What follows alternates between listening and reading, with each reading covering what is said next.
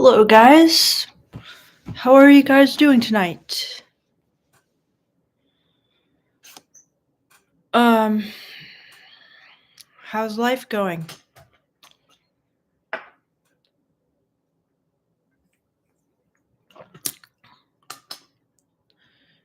Um, how's your dating lives?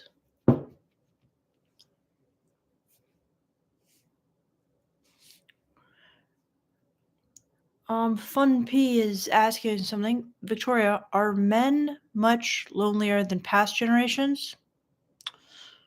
I don't know. What do you guys think? Do you think they are? And if so, why? Um, what do you think, Fun P? I'm guessing yes, you think they are.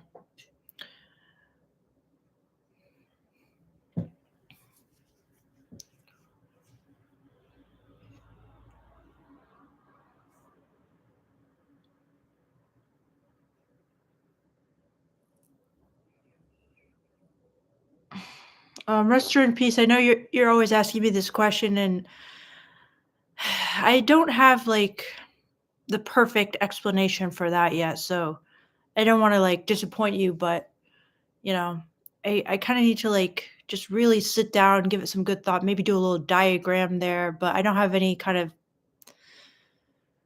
mind blowing thing to tell you about that one. So I don't want you to think I'm ignoring you, but it's just in order for me to think about it right now, it would take a lot of mental effort. So I don't have like the ready answer for you right there, and then like a perfect explanation for it. So so Harshal says, "Hi, your videos are awesome." Thanks, Harshal. Which one did you like and why? So, pay taxes to make the sky less angry says, how and when to ask a girl out a second time? I asked her once and she couldn't say yes or no. She almost fainted. What? Like, why? This is like, was she so like shocked and horrified? Like, why did she almost faint? I need to know that because this will tell me a lot more about the situation. Um,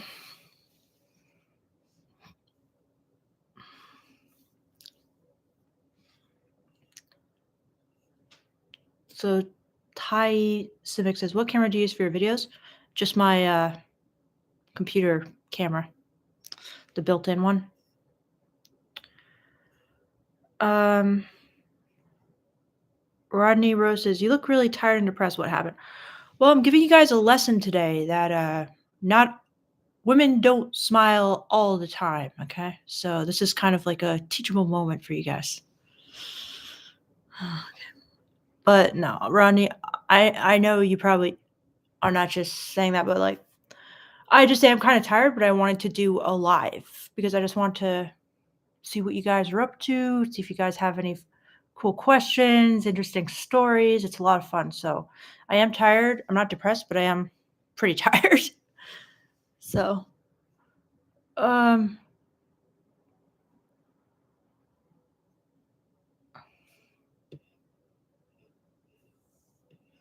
hello, Gonzo Sarge. So Josue Miranda says, as a woman, what does it make you feel?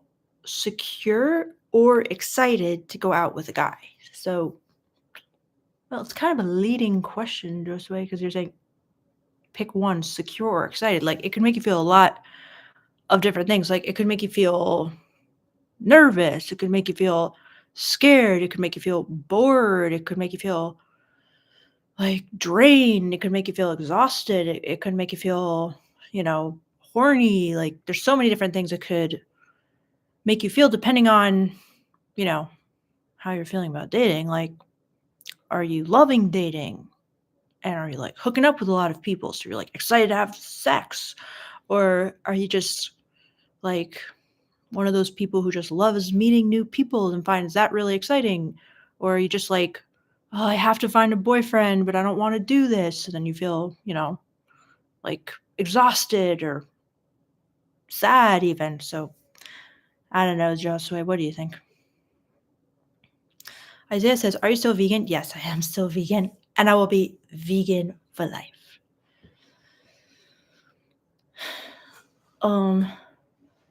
So Chosen One says, "Do women generally like the spiritual evolved men, or is it a niche of women who dig that type?"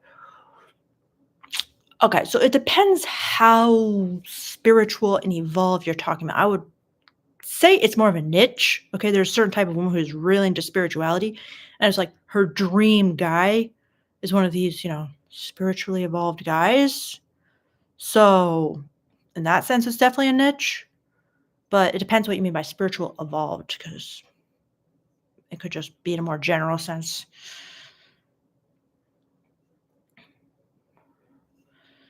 So, um, okay, rest her in peace. Yes, we do some brainstorming on it, and I appreciate the persistence. So, Cyber says, "Did you get a bad case of COVID?" I did. And then I think because my immune system was weakened, I got hit with like something even worse. So yeah. Thanks for asking, Cyber. Um,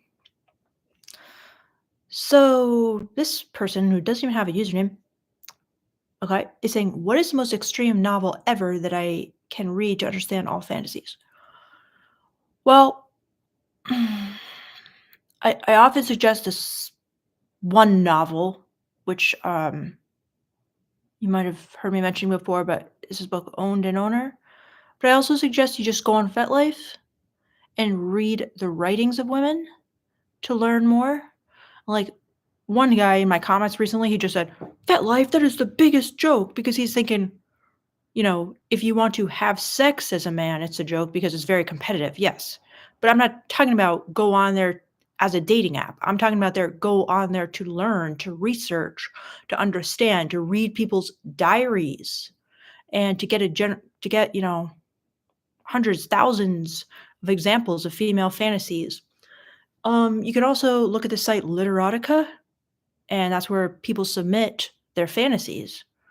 Um, if you guys are ever on that site, I mean, sometimes you can't always tell if it's a man or a woman writing it, but if you know about, it becomes more obvious once you kind of know the tells of the male gaze and the female gaze. But those are some good places to go to understand all fantasies.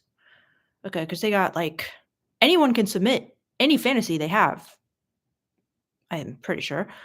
Um, to that site, so you get the full spectrum. It's really really good. Um,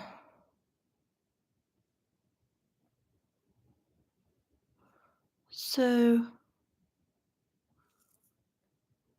Gonzo Sarges, "I discovered something about myself today after watching your videos, and I realized the difference between need and want, and how I come across communicating these to women. So could you elaborate on that, Gonzo?"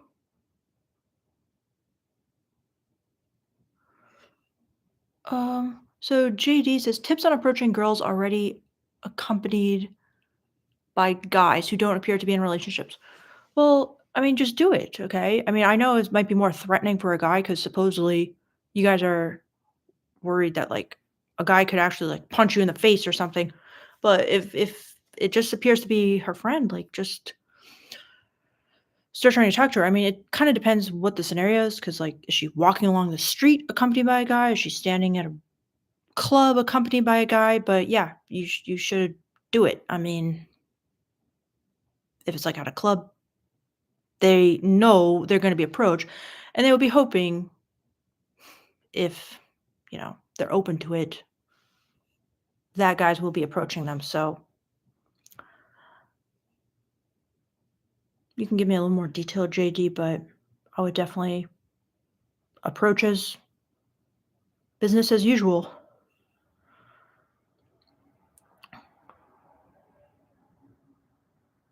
Um,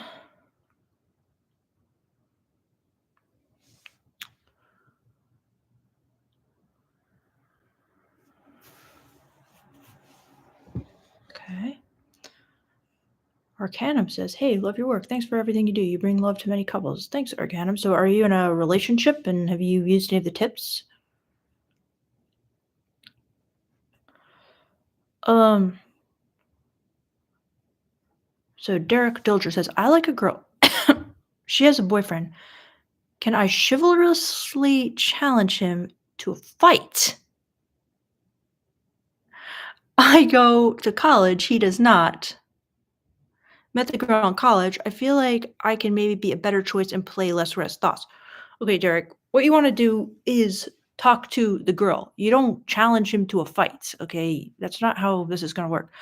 You just talk to the girl and tell her, you know, you're flirting with her, you're friends with her, and try to like escalate it. And then if she says, like, "Oh, I have a boyfriend," you could just be like, "So? Like, dump him and date me. I'm the better man. I can make you happy." If she's like, "Oh, no, no, I can't do it," be like, "Well, I'm not going to give up."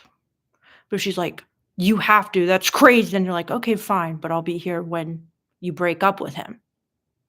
Okay? So I'm just saying that's what you do. You don't have to challenge him to a fight.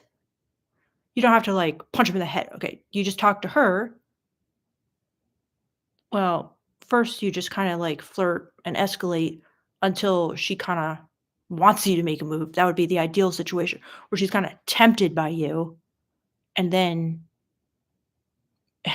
take it from there. But if it comes to a head and she just says like, I have a boyfriend," literally step up to the plate and say, "I'm the better man.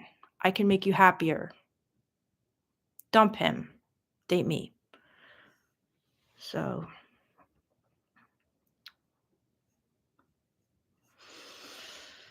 okay. So, Fun P Rank keeps asking me, "What do you think of submissiveness and masochist?" So, I mean, it's a really broad question. Like, what do you think of people who are submissive and people who are masochists? Like, I mean, there's a lot to say about that, but I mean, in general, like, I think they're good. I think it's interesting. I think it's fine. I think it's normal. I think it's very common. Or is it, I mean, could you be a little more specific there?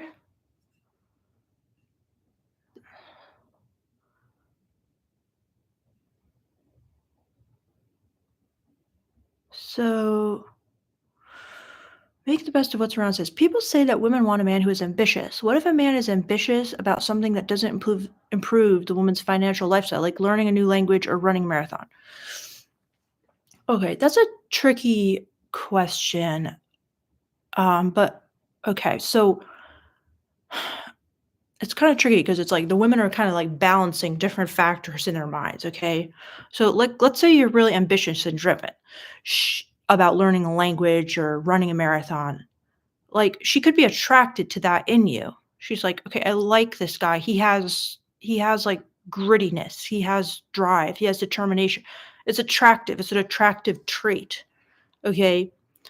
But then she might be kind of, like, weighing it as well against, like, but is he just so interested in his own hobbies that he's not gonna, like, earn a lot of money? Do you know what I mean? So, like, I saw this somebody sent me this hoe math video, right? And he was like, women grade people on 2 axes. So you got the x-axis, and that's kinda like the bad boy, and then you got the y-axis, and I'm kinda paraphrasing here, and that's kind of like the nice guy, right? So, like, your trait of, being ambitious, let's say that kind of, like, edges you along further on the bad boy axis, right?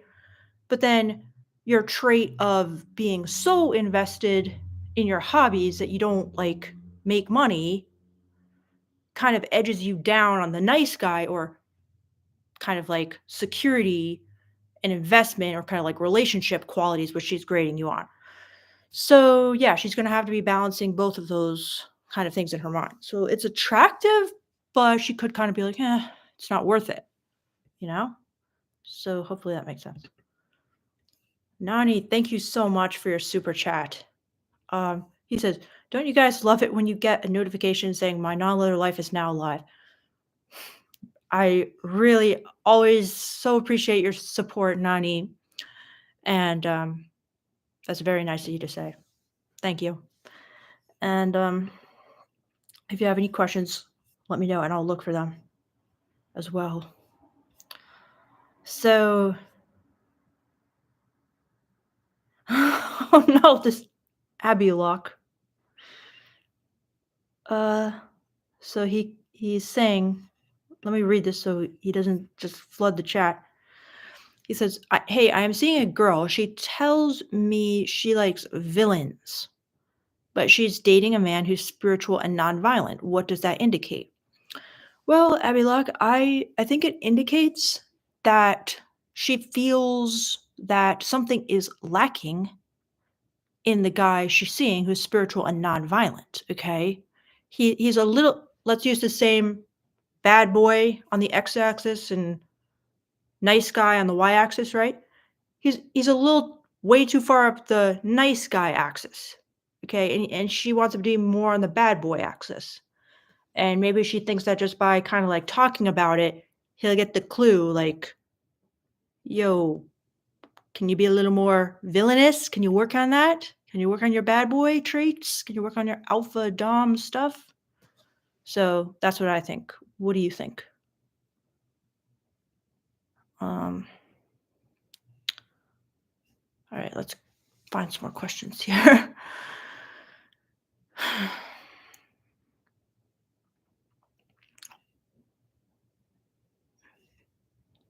So,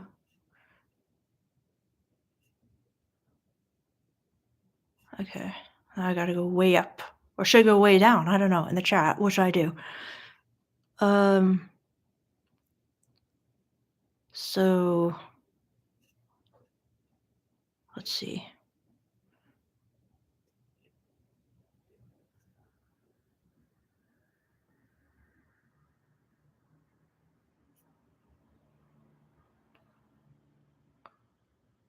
Okay, so Gonzo Sarge says, specifically regarding my desire to find a wife and have a family, I realize it's a desire of mine.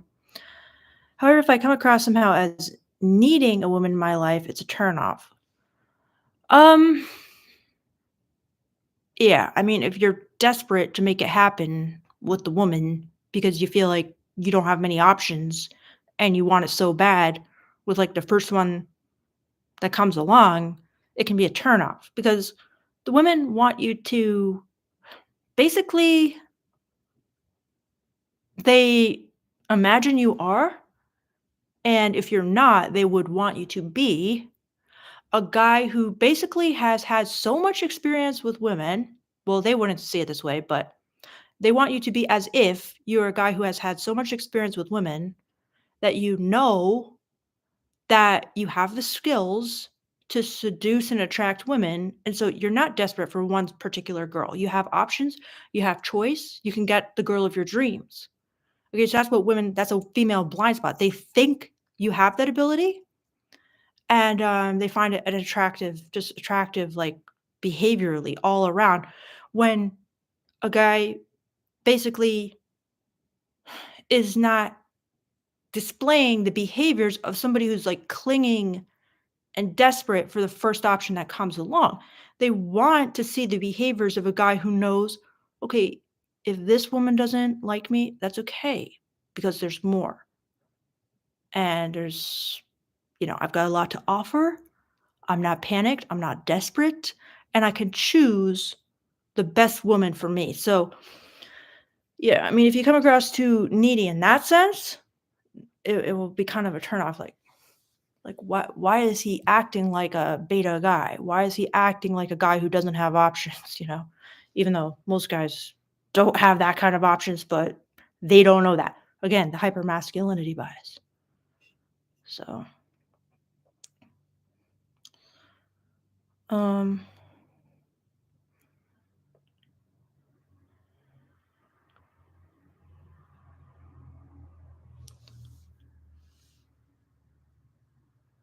so let's see.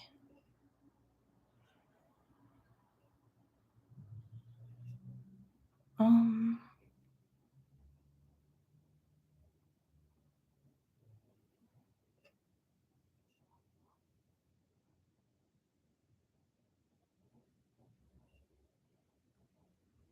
So Dylan says, "Hey, I just want to say this is my first time seeing your channel, but I think it's wonderful that you're vegan. I hope people become inspired to go plant-based." That is my hope as well, Dylan.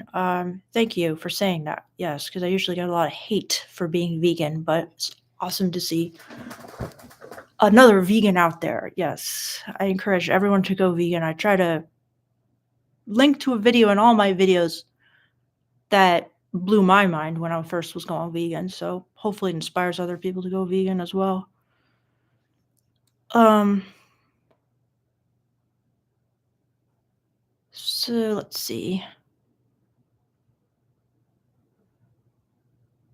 So Michael Lopez, I guess I kind of answered this already, but you said, I'm seeing a girl. She likes non-violent men. She like non-violent men, but she's dating a spiritual man. Please help. Well, aren't spiritual men non-violent? So I'm confused there. All right. So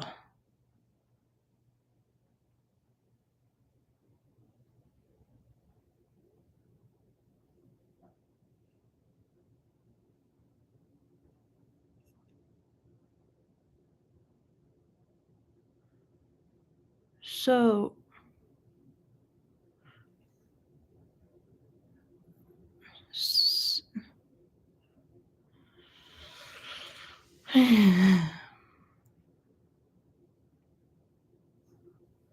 So Fernando says, it seems like your videos were way ahead of their time. What do you think about this new wave of masculinity? Well, what do you mean by that? Do you kind of mean like Andrew Tate and stuff?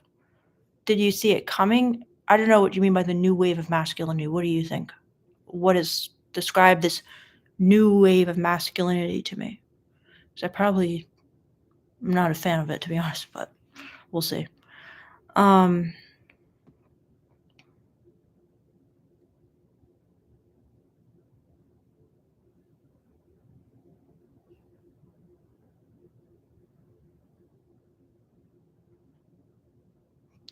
so Rodney Rose says, should I play into the person people see me as? Girl I dated said she liked me because I felt like a shy serial killer to her, and a lot of people say the same thing about me when I get to know them. Rodney, I don't think this is a good thing to be compared to. I would work on your social skills, okay?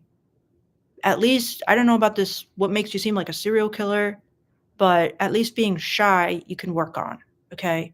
You get like a social skills coach, or at least get some like serious, like read a lot of books about it, work on that. I don't think girls, I honestly don't think it's a very good thing to be seen as shy when it comes to what girls think of guys, okay? Because I mean, shy, despite what people say, guys, let's face it, shy comes off as weak. And I know because people have called me shy my entire life, okay? And everyone says, "Oh, no, it doesn't mean, no, shy isn't a bad thing." It's like, yeah, we all know when you say someone is shy, it's like you're saying they're weak. Like, what's wrong with them? Like, so it's not a good thing, okay? You could be an introvert, but to be shy, I think it shows you need to work on your social skills, okay? Um, yeah.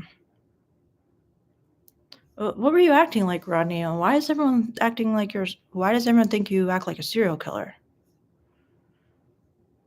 Um,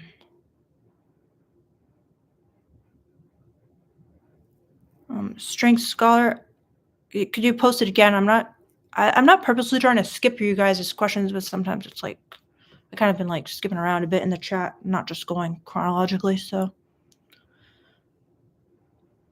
Budeo Christian says, "Hi Victoria, should I introduce my girlfriend to your content?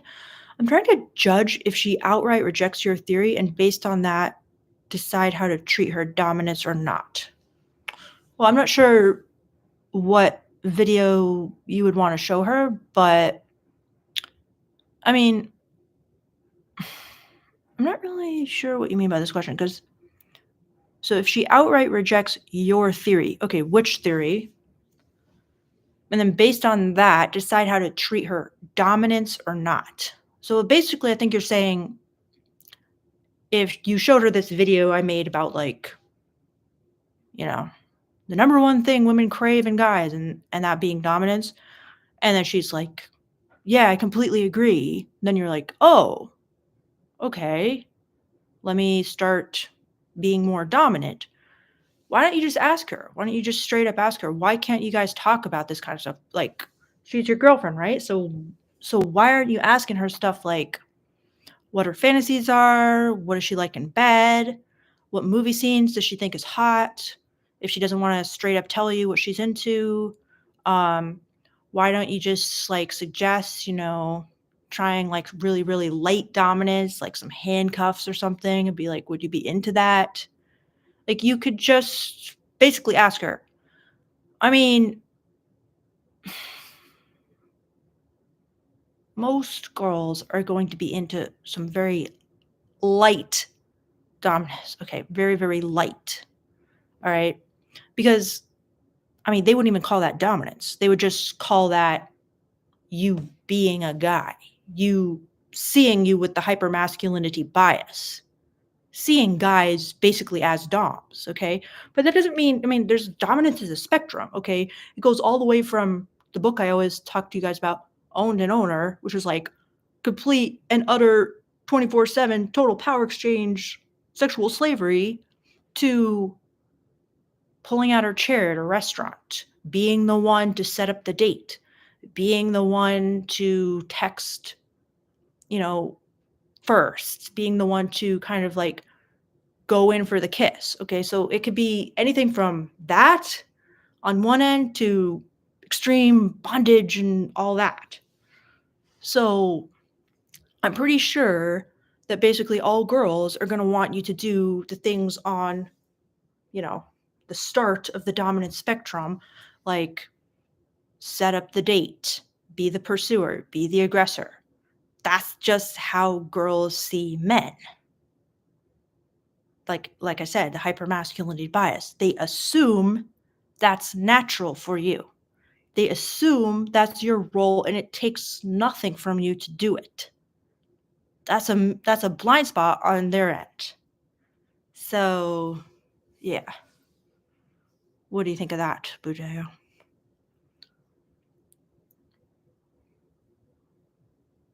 So, Thirsty says, I am an attractive guy. Um, I've been told. Do you think it's best to have a direct and upfront approach on dating apps, or is it better to text back and forth for a bit before setting a date? So in my opinion, you want to like ask a question about, or you want to make comments and ask questions about stuff in her profile. Like you gotta like basically go into detective mode, like not to the extreme where you're like stalking her, but just you gotta look carefully at her profile and her pictures and make comments and ask maybe 3 to 4 at least questions, like maybe like 3 to 4 like back and forth exchanges before asking her out on a date, okay? Because she wants to know not only is this guy attractive, but he's also, let's go back to the whole XY axis I was talking about earlier, okay? The X axis being bad boy, the Y axis being nice guy. So you're attractive, right? So you're kind of like good on the, that's kind of a good bad boy quality because it kind of signifies I'm a player. I got options, right? But she wants to know that you're at least a little bit invested in who she is as a person, as a personality, not just two circles in a triangle, like I was telling you guys, okay? So you can signal that by just being interested in the stuff she wrote in her profile and showed in her pictures, okay? So you don't have to go into depth. You don't have to be exchanging pages and pages, but maybe 3 to 4 exchanges before you setting up the date. If you just go straight into, yo, you and me, drinks tonight. I mean, unless you're literally looking like a male model, why would she pick you over many other attractive guys in our dating app? I would set yourself apart by showing you actually see her as a person and someone she would actually be able to have an enjoyable conversation with on a date so that, you know, she could kind of, if she wants to sleep with you, at least she wants to not have it be horribly awkward on the date and in the conversation. So, N N N D D D D D D D Z Z Z one. Thank you so much for your super chat. I really appreciate it. So he says, "Hey Victoria, what do you think of second cousins having feelings for each other if they met in adult age? Is that incest?" Wow, what a question. Oh god, I probably shouldn't be laughing. You know, I feel bad because I really thank you for your super chat, but I mean, I've heard it's very bad because you can have like children with genetic defects, but I don't know too much about it. Is second cousins like far enough removed to qualify? I don't even know the definition of second cousins, to be honest. But sounds like a horrible situation because like you've developed feelings, but like their cousin. What do you guys think? I'm guessing it's really bad. I don't know. I'm so sorry. And DDD. So is this like a situation you're dealing with? And you know, what is it about the second cousin that is like impossible to find in any other woman? I'm This was a quite an entertaining question. Wow. And thank you so much for your super chat, but what do you guys think of that?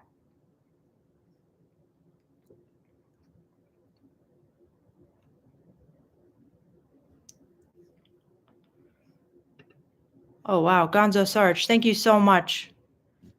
Um Thank you so much for your super chat, Gonzo. I really appreciate that. And he says, I've been seeing a couple women, and one asked me a question. I couldn't answer without lying if I didn't tell the one about the other. I told her, and things have cooled down a lot between us. Thoughts and advice? Thank you. Okay. So you're dating multiple women. One asked you a question, and you couldn't answer it without lying. If, okay, so, and one asked me a question, I couldn't answer without lying if I didn't tell the one about the other. So you told her. Okay, so you told the truth. And things have cooled down a lot between us. Thoughts and advice? Thank you. Okay, Gonzo Sarge. So basically,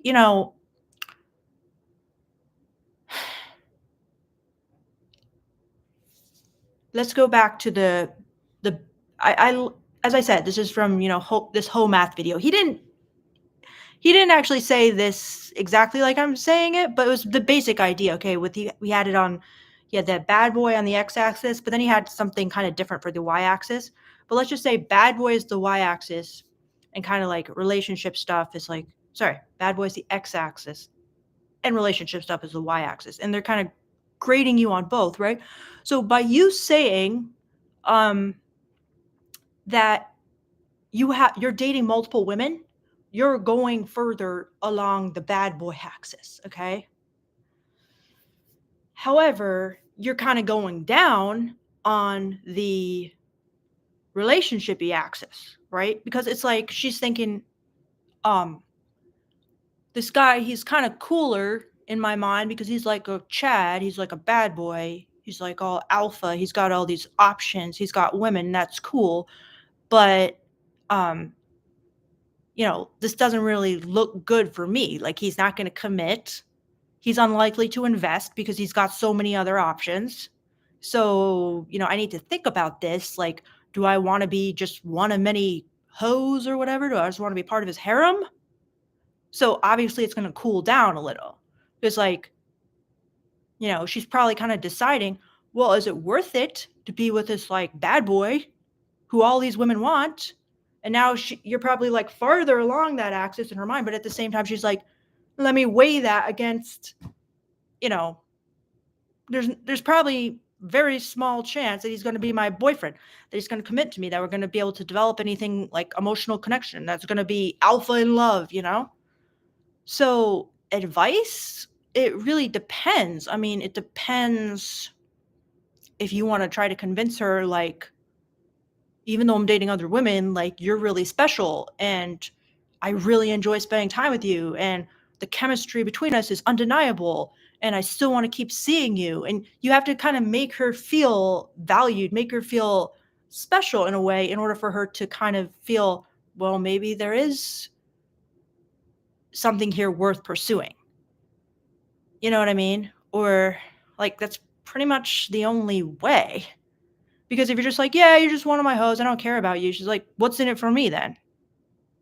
Unless she's like, oh, the sex is so good that I need him. And then she'll come around on her own. But I would kind of reach out to make sure that happens. So what do you think, Gonzo Sarge? Like, what's your take on the situation? Nani, thank you so much for your super chat. He says, I can relate to that. Lol, my cousins hide their feelings for me. Wow, this chat is getting spicy. Yes. Okay, I believe you. And we've talked about this, but this is wild, guys. Okay. Hopefully YouTube doesn't censor this. I'm like, oh my gosh. This is crazy. I mean, yeah. Wow. I mean, this is how it used to be in the old days. Like everyone was marrying their cousins. Like Charles Darwin married his cousin, right? But yeah. I could say more on this topic, but I do not want to put my foot in my mouth and say something crazy. So, and then, oh no, and then DDCC asked me another question and super chatting me. You've got to be kidding me. Oh my gosh. Wow. Thank you so much for your super chat. And he says, how far should it be to not be incest? I met a girl who I didn't know was my second cousin, liked her a lot. When I found out, I felt weird and stopped talking to her. Well, it seems like you did the right thing. I mean, when you found out, you felt weird and stopped talking to her. I mean, can you guys just be friends? And can you kind of work on your dating skills so that you don't feel like she's your only option? I mean, there's plenty of fish in the sea, okay? There's billions of women out there, right? You need the skills to get them. You don't need to just stop at the first one who, you know, enters your life. You need to like really, if I were you, I would be like signing up for some coaching with perhaps My Non-Linear Life or some other dating coach giving you intensive coaching so you can really work on your skills so that you don't feel, but she's like my best hope. No, she's not your best hope. She's your best hope because you don't have great skills right now. Probably is my guess. So, I would drop this scenario like a hot potato, my man, and just, you know, be friends with your cousin. Like that's normal. Nice familial relationships and save the dating and the romance for people with a totally different, genetic profile to you. So sorry I can't be more help there, NNDD. I mean, it sounds like a probably quite a painful, forbidden situation that's probably causing you a lot of stress. And thanks again so much for your super chats.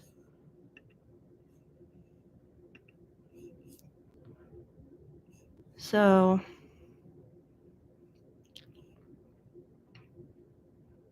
Alex Duras says, you offer coaching, Victoria? I do. Just email me, my nonlinearlife at gmail.com, and I do coaching sessions, $60 for an hour. So,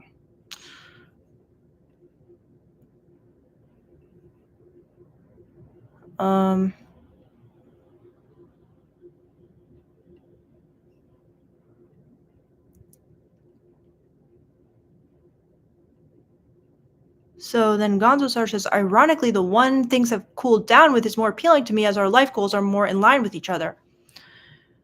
Well, then I think you're kind of in a good situation, Gonzo, because the fact that she knows you're dating multiple women, it's kind of going to raise your esteem in her eyes a little bit. So if you come back to her and are like, I realized I was an idiot. I stopped dating all the other women. Sorry. I just want to be with you. she'll probably be like, she'll probably play a little hard to get, like, no, I'm not sure. But if you keep pursuing, she'll probably want to be with you. Okay. So that's what I would do if you know you want her. Okay.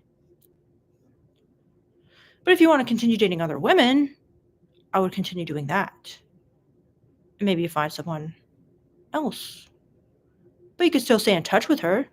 Say like you really value her as a friend and you want to keep her in your life, and then you can heat things up when the time is right. But hey, look at that. And then DDZZZ1, thank you again so much for your super chats. This is an entertaining chat.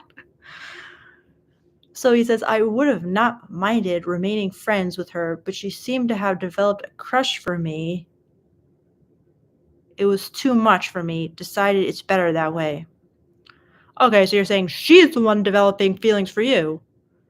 Well, in that case, yeah, you really need to give her a nice talking to and like, I'm sorry, this will never happen. Okay? You need to find a guy. It's not gonna be hard for you. You're a beautiful woman. Okay? We could go out to a bar tonight and I'll help you. I mean this is getting a little weird, but maybe that's not the best idea. But anyway, she'll get over it, okay? Especially if you lay down the law. Wow. This is a wild situation, and thank you so much for your super chats.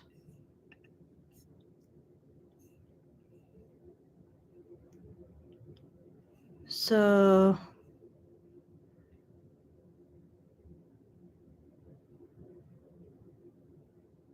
let's see. Whose question should we answer next?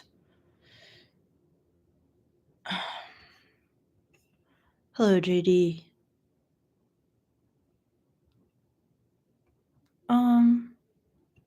Shadow Black 10 says some of these questions are insane. Which ones, Shadow Black? Oh wow.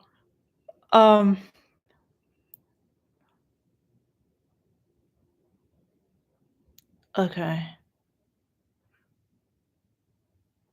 So, all right. Oh, uh-oh. So, NNDDZZ, thank you again. And he says, what do you think of the boy mom trend in TikTok? So, what is this boy mom trend? Should I look it up right now? But then my life might get removed because of the music from TikTok. But can you explain this boy mom trend? I'm not sure this is the one, but I know there's that trend where they're like teaching my son to clean up around the house so he won't become a slob who like uses weaponized incompetence to make life hell for your daughter. Is that the one? NNDD? Or is there a new boy mom trend? I don't know. Let me know if that is, and then I will tell you what I think of it. The chat is kind of like weird right now. I don't know what's happening to my chat. Okay. Is that all right? Do you think that's what NN means if he's not gonna? So, and then says it's moms who are obsessed with their boy children. It's really strange. Basically, they openly admit they prefer boys over daughters. And then ZZ, am I crazy or do you have like a kink that you're trying to get me to talk about on live? Because there's probably like a lot better ways to experience this kink. But it is pretty funny. So, am I crazy, Anan? Just level with me here. So, anyway.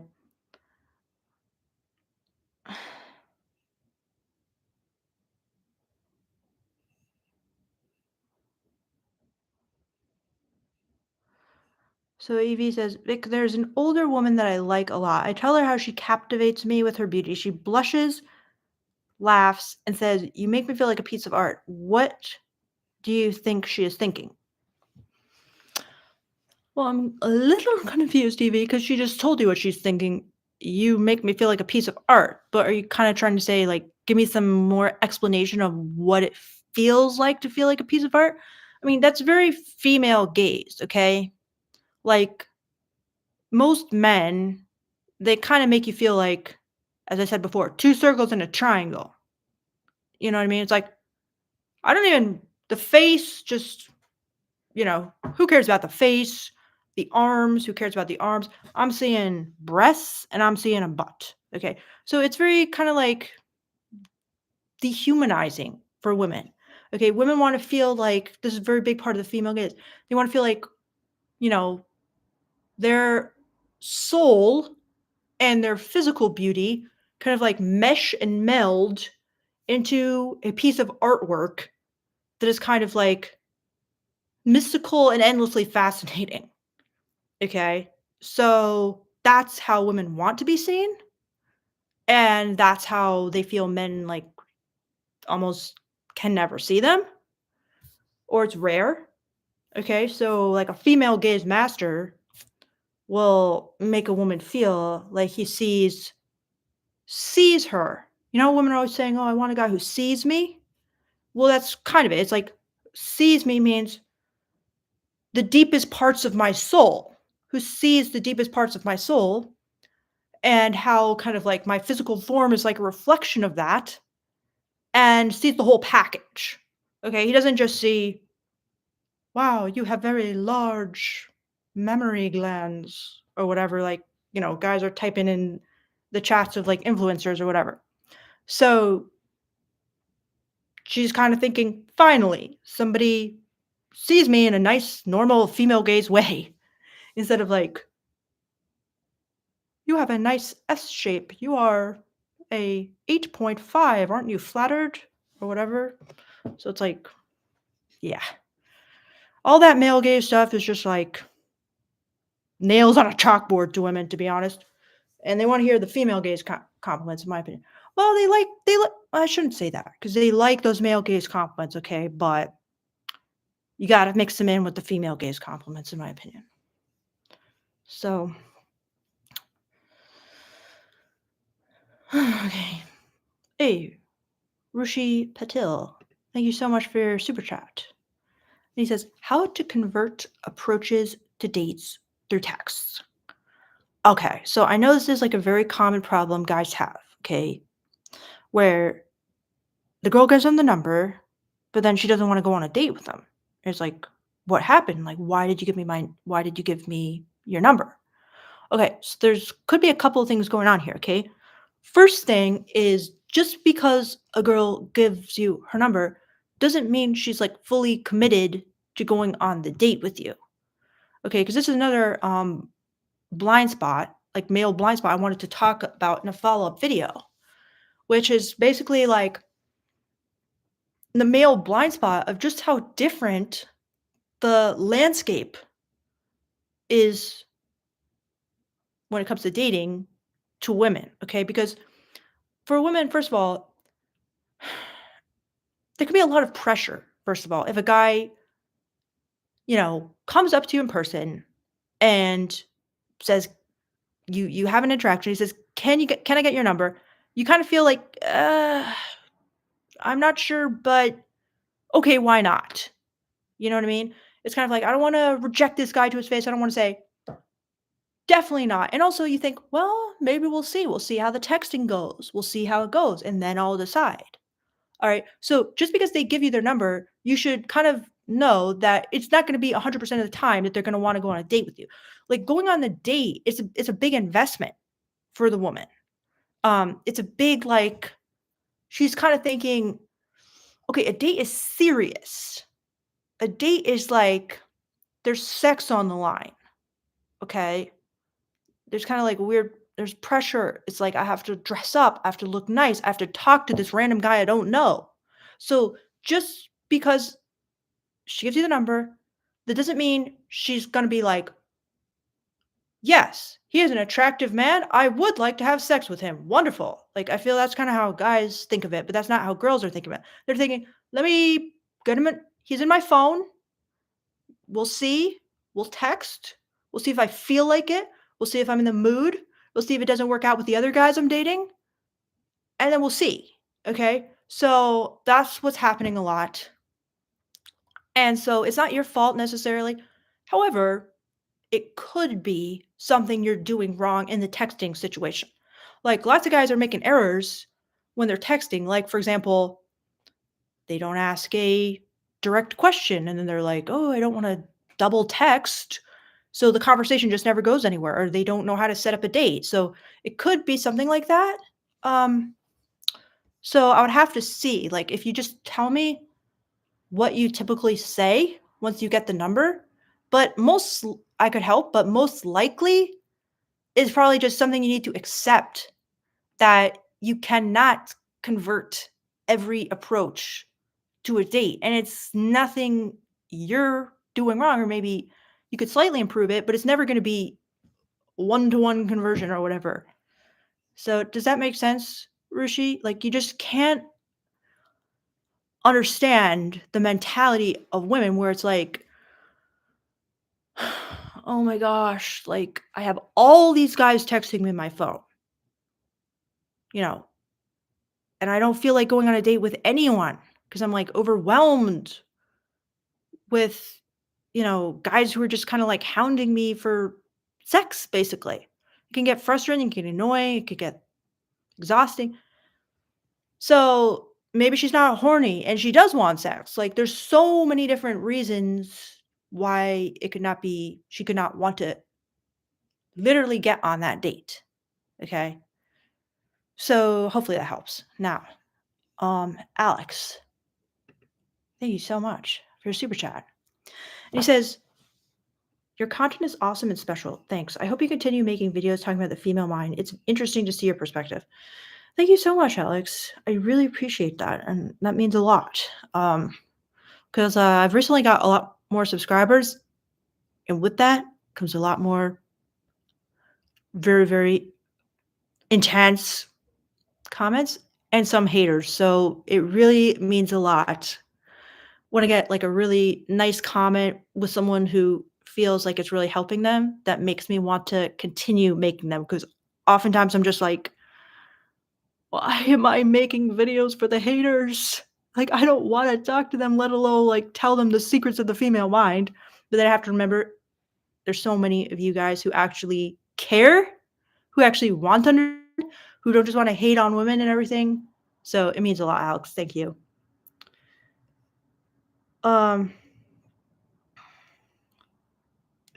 and then Didi, ZZ, thank you so much. And I'm amazed. This isn't another question about incest. Like, wow. Okay. Let's read your question. Hey, Victoria, I'll admit I'm new to your channel, so maybe you already answered this question, but is it true that if a girl rejects a guy, she will never change her mind? Like it's a permanent decision? Okay. So this is just not true. I mean, it can be true, but like as a rule, it is not true. A girl can reject a guy and change her mind. I mean, I rejected my boyfriend multiple times. Okay. So it's not a permanent decision. However, you have to kind of like read the room, read the signals. I mean, if she's really like vehement, like there is nothing between us, there never will be, it's permanent. Okay. But if she's kind of giving you mixed signals, be respectful, but you know, there might be a chance. Okay. And that's like controversial to say because women don't want to encourage guys to like stalk them and not believe them. But that's why I'm like, I'm really hoping you guys can like read the signals. Like if someone's being like, no, never, you're ugly, get away from me, definitely not, it's permanent. But if she's kind of like flirty and kind of like wants to be friends still, there's a chance. You know?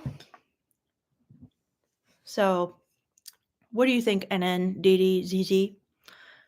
And thank you so much for all your support. Like it's really super nice. And I was definitely very entertained with the question. I didn't know if it was real or if you were just trying to, like, get me to, like, talk about your kink, but maybe it is real, so I really appreciate your support, and then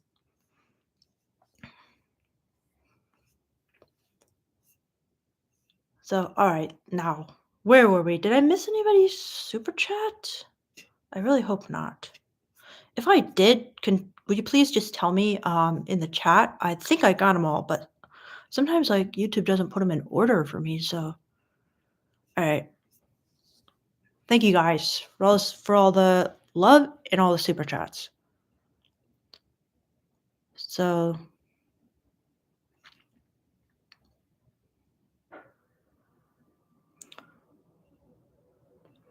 okay, so Rushi Patil follows up from his question about, like, why he's not converting them to dates. He says, "I am very direct and set the date in the first text." Yeah, it's not terrible, but I don't think it's great. Like, I think you should do another, like, 3 to 4 exchanges, just like in an online dating app before asking them out on the date. Because, if you just met them, like, very, very briefly in person, they don't know you, and I think they kind of expect that, well, I'll get a better feel for him over text. So I would give it at least, like, 3 to 4 exchanges, maybe 3. 3 is good, okay? Maybe 4 is too pushing it, and then set the date. But, yeah, I could see why that could, like, turn some people off. Still, some people aren't gonna wanna go after 3 exchanges, but it will at least probably give you some better odds. So,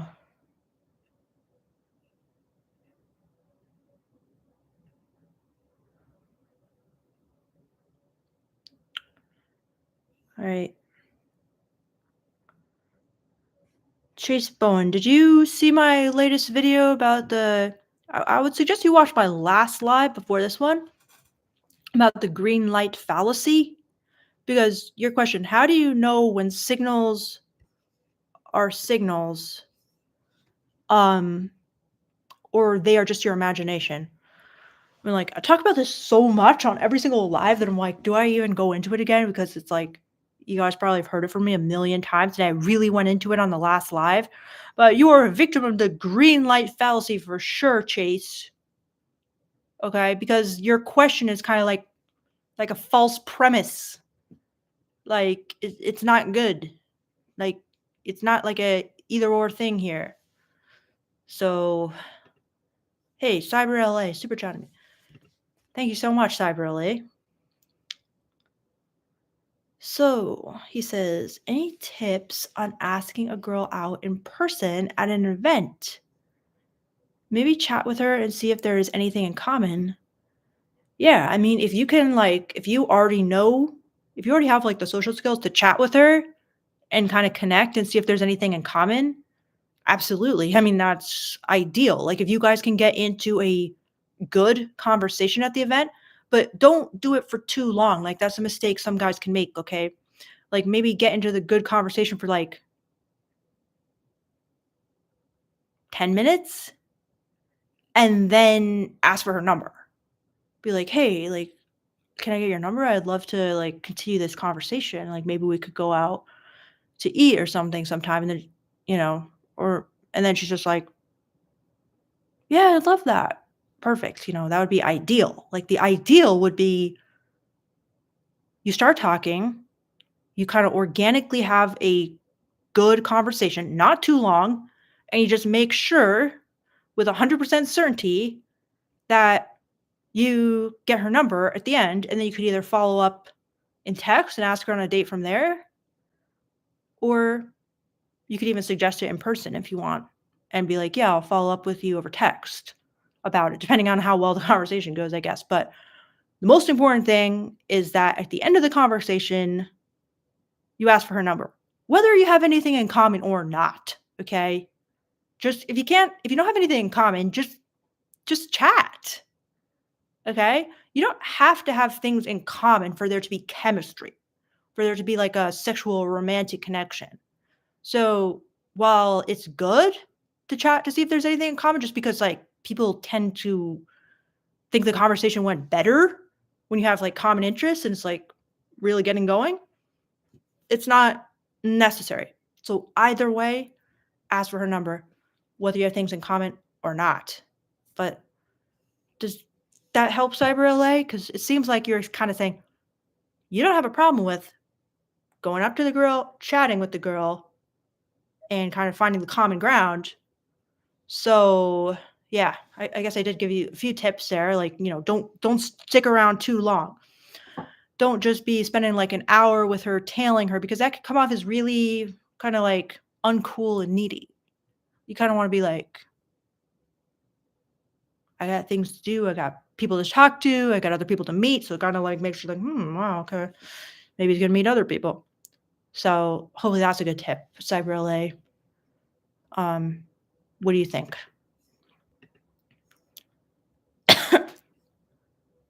And then DDZZ, thank you so much again. You were super generous. And then DDDZZZ. He says, Victoria, I just want to let you know that I really like your channel, so don't listen to the haters. Found out about a week ago and already subscribed. Thank you so much. Honestly, it means a lot, okay? I've gotten a lot better about the haters. Like recently, I'm like super strong. Like it's just rolling off my back. Some of them still get to me. Some of them I'm like, I'll screenshot it and send it to Beardo, and I'm just like, do you find this like really annoying? And then sometimes they'll just be like, what? What's wrong with that? They're trying to give you a compliment or something. I'm like, wow. But thank you so much. And do you have any videos that you really would want me to make, NN? Let me know. Like, is there anything on your mind that's like, well, this is what I'm really struggling with?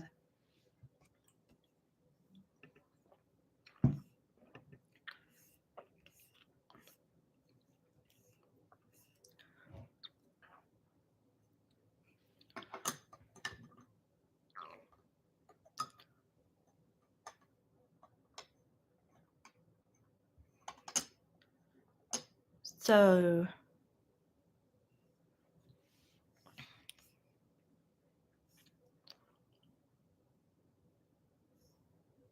CyberLA says, yes, sounds good. It's not necessary to actually say date, right?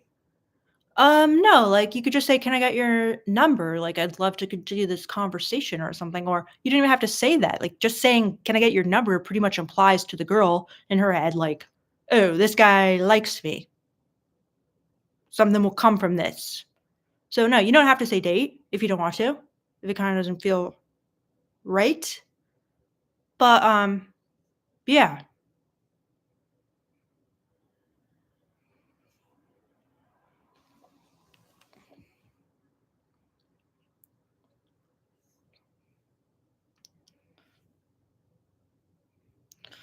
So Matt Torrance says, this is the craziest channel on YouTube. Wow, what an honor. Thank you, Matt. I appreciate that. Why do you think this is the craziest? I mean, there's so many crazier, but yeah, I guess it is pretty crazy. Like we get into some BDSM on here for sure. So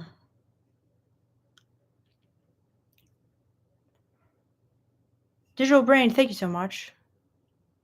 Love your channel, longtime subscriber. Keep it up. Email me. Tell me about yourself, Digital Brain. If you're a longtime subscriber, I want to hear from you. My nonleatherlife@gmail.com. I like to know who my longtime subscribers are. Arcanum, you're the best, Victoria. Thanks for everything you do. Thank you so much. Nani, thank you so much. He says, don't you just hate when coworkers or people around you are trying to talk to you, but my non-leather life is on. Oh, thanks, Nani. This guy's becoming a female gaze master. This is a female gaze master comment. Thank you so much. So, random developer asked me a question. What is your channel about? Could you describe it deeply? I'll try, random developer. If it interests you guys, I don't know, but I guess it interests you, random. So, well, I think it's basically okay. Well, it's like Male culture and female culture, guys, it's so different. All right. Whether it's genetic, whether it's just cultural things, ways you guys grow up, expectations placed on you, or a mix of both, all right, it's very different. And it's amazing that we just don't know anything about like the other culture. I mean, it's like your old men are from Mars, women are from Venus, but it's like, you know, it's like we just have so many blind spots. Like we just make so many assumptions that, women are thinking the same way we're thinking or expecting the same things we're expecting or understand the same things we take for granted because we have like this visceral feeling and instinct inside of us. So there's just so much on male side and on women's side, but where my channel covers like teaching men, right? There's just so much misunderstanding of women. And it's like the whole red pill movement, right? It's like it's trying and it's maybe doing some good things and there's some very hilarious things and some very good points they've made. But when it comes to understanding what women feel inside, they're guessing. They're like a blind man groping breasts in the dark, basically. Okay? They don't know. And because they have a lot of like anger at women, kind of like hurt feelings, they reach for the worst possible interpretations often. And when a woman's reading, it's just like you got the behavior right, but you got the reason or kind of just like the context or understanding why so wrong. It's ludicrous. It's funny. Okay? So, I'm trying to help you guys understand from the perspective of like a native speaker of the female gaze who actually like doesn't just say, "Bro, I have no idea why women like dominance. It's so fucking weird, but hey, we got to please them and that's what it takes." So, yeah, I just kind of do my method acting. No, it's like I'm a woman. I understand how the desire came up on me, at what age, why, why I like it, why it feels good, what it feels like, so I can explain that to you guys. Okay? I can give you like the real story. Okay? And there's so many male blind spots where you guys are just making kind of like assumptions, reasoning from yourself and making guesses based on what you would do. And then they're just off and they're wrong. So I'm trying to just give you guys the most comprehensive, in depth, deep understanding possible of what a woman feels. Not just so you can like manipulate them and sleep with them. It's not even because of that. It's because like it helps you just understand life so much better. And I mean, you guys probably know that I've been studying with my male gaze coach and asking a lot of other guys um, for insight into the male gaze because it's like the more I understand about the male gaze, it's like there's so many knots in my life and they just unravel.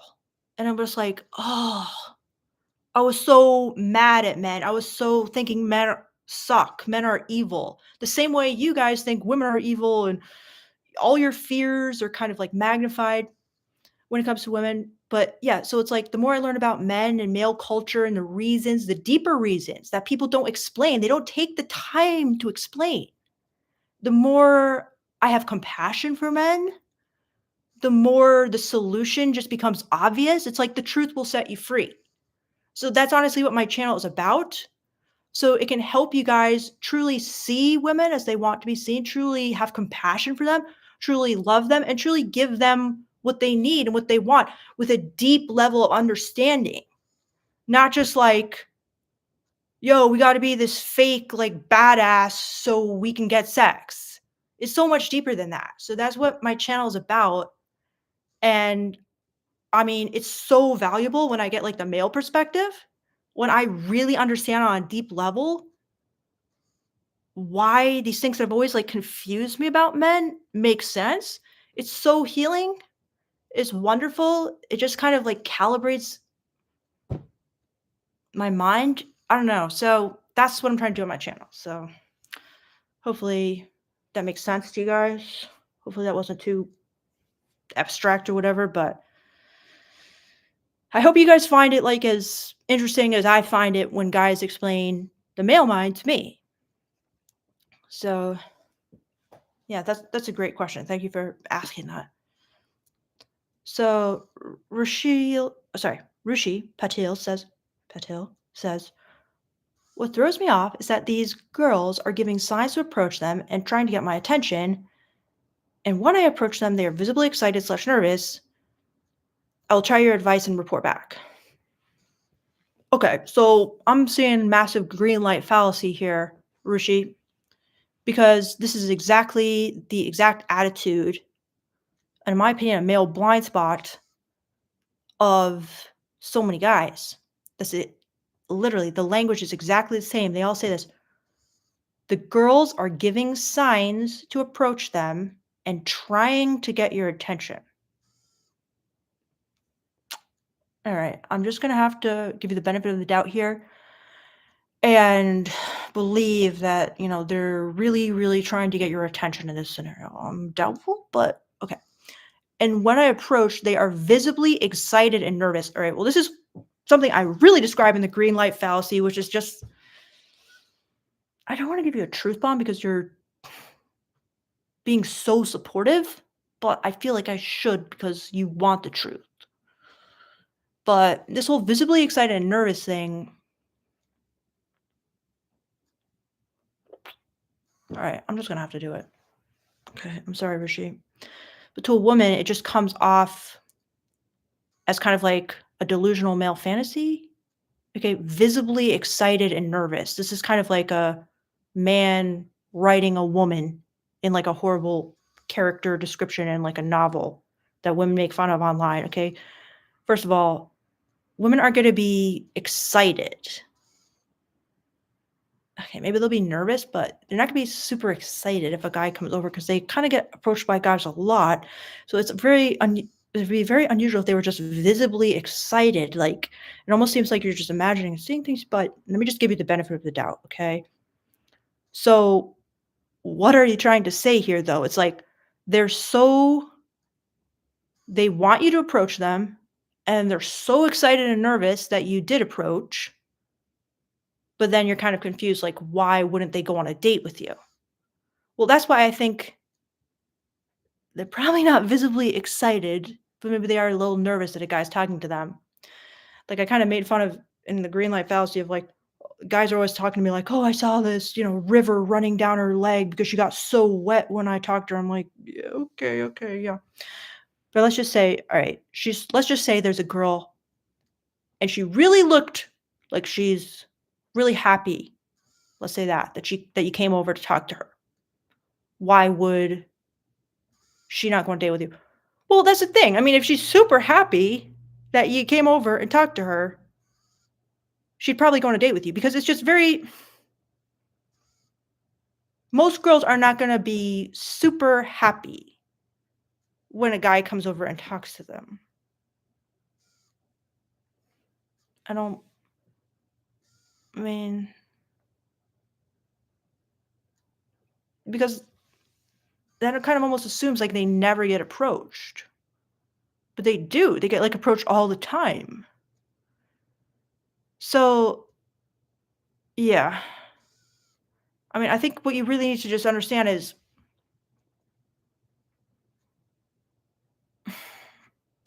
you're imagining things. Okay, I just had to spit it out.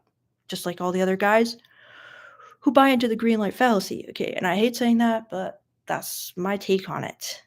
Okay, they're probably maybe nervous, but you know, especially if she's really good looking, which are the kind of girls most guys approach, she's not going to be visibly excited.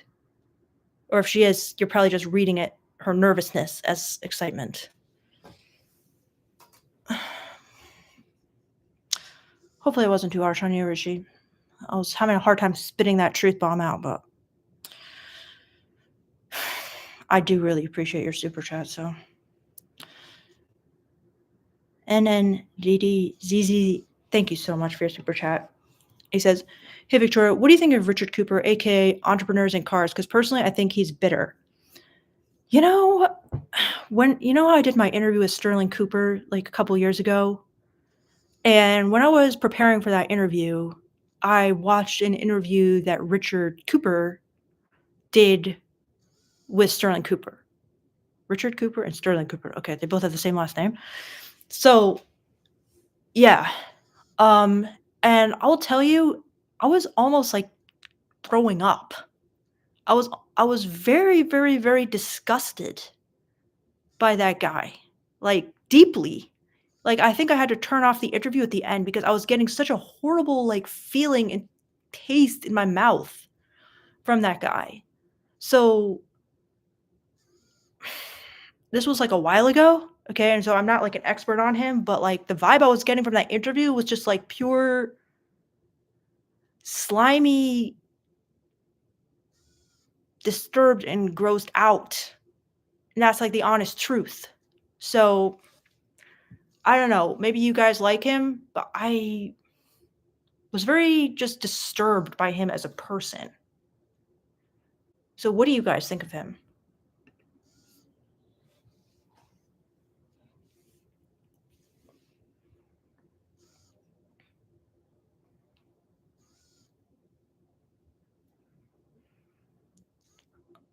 Thanks, Earn E, your URL. Thank you.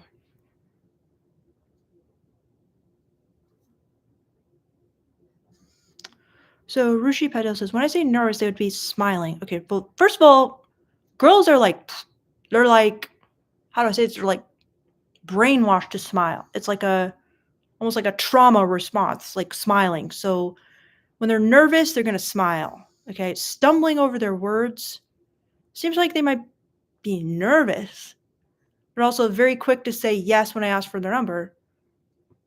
Okay, yeah, I mean, maybe so. Maybe so.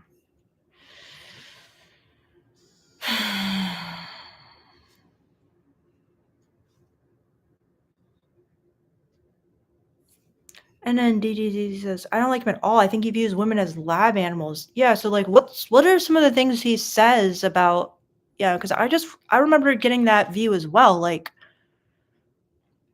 I mean I can't remember what it was so like disturbed by when I saw that interview, but that was kind of the sense I got as well. Like, man, this guy really has something to prove. Like he has like this deep chip on his shoulder and he's kind of using like being with women as kind of revenge and like hatred against women.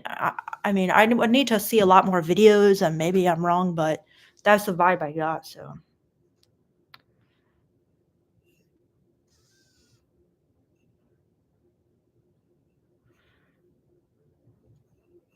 So Ty, he says, can you be more specific about what grossed you out about Richard Cooper? He seems fairly straightforward about what he wants.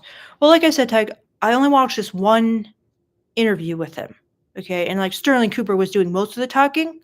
But when Richard Cooper did talk, I remember feeling that. But like I said,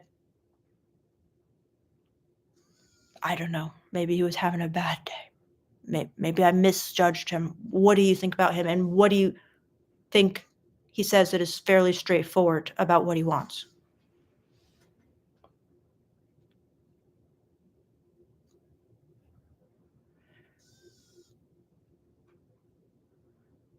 So,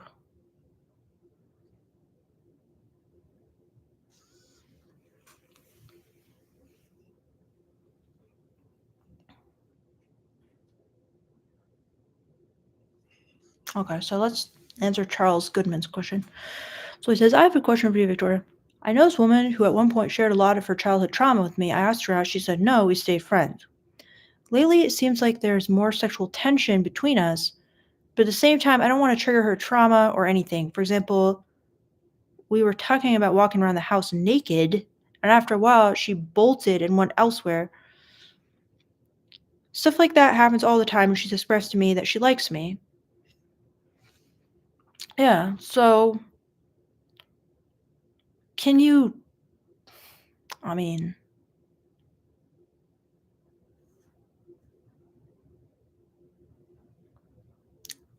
I don't really know too much about like girls with like extreme trauma because it's like, could you try to kiss her? Would that trigger her trauma? Um, could you, if she's that like traumatized, could you say like, I really want to kiss you right now? Kind of like in the middle of kind of one of these moments where you guys are flirting. I mean, I think that sounds better to give her some warning to say, I really want to kiss you right now and see what she says. She's like, no, we're just friends or something. And maybe you could say something like, I know, but I just can't help feeling that way about you or something like that. And I don't know, feel it out that way. I think that would be good. But I mean, I don't know how traumatized she is, but I think what I said would be a good way to just dip a toe in. Like you're not even doing anything. You're literally just expressing that you're interested in her. So what do you think about that, Charles Goodman? And I think it would be good to kind of like do it when you're, kind of in the heat of the moment. Like if you guys are watching something together on the couch, you know, could you like just escalate it like a tiny, tiny bit? Like just kind of, you know, touch her hand or something like that? Could you just give her a compliment and see how she responds to that? And, you just kind of want to like really carefully test the waters, I guess. But I think you definitely should not give up on her totally just because she has trauma. Like, it seems like in this situation, she kind of like wasn't ready, but now she's gotten to know you better and she's kind of feeling more comfortable around you and more flirtatious around you and things are heating up. So just can you think of something to do? Like I think a compliment would be good about like how good she looks, about her physical appearance to just test the waters.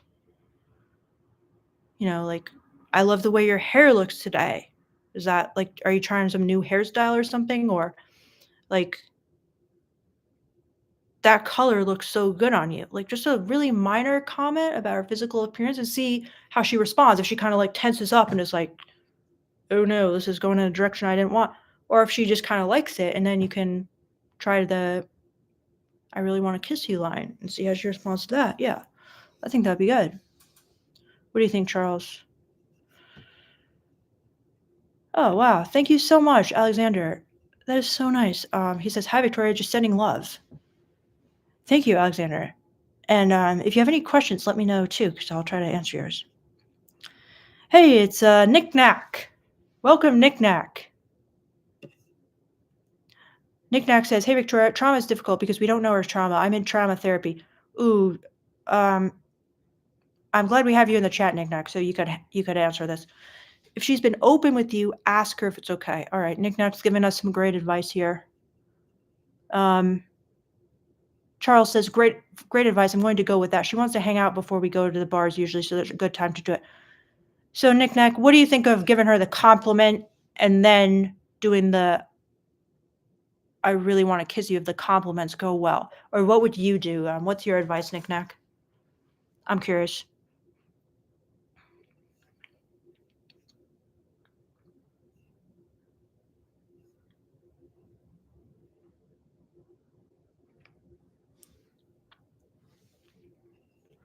Strength scholars, I think a lot of red pill guys focus on what works on women versus actually understanding women. Yep, I agree. But I feel like they kind of overstep sometimes and they try to not just focus on that. But I feel like that's when they're at their best, is when they just focus on what works.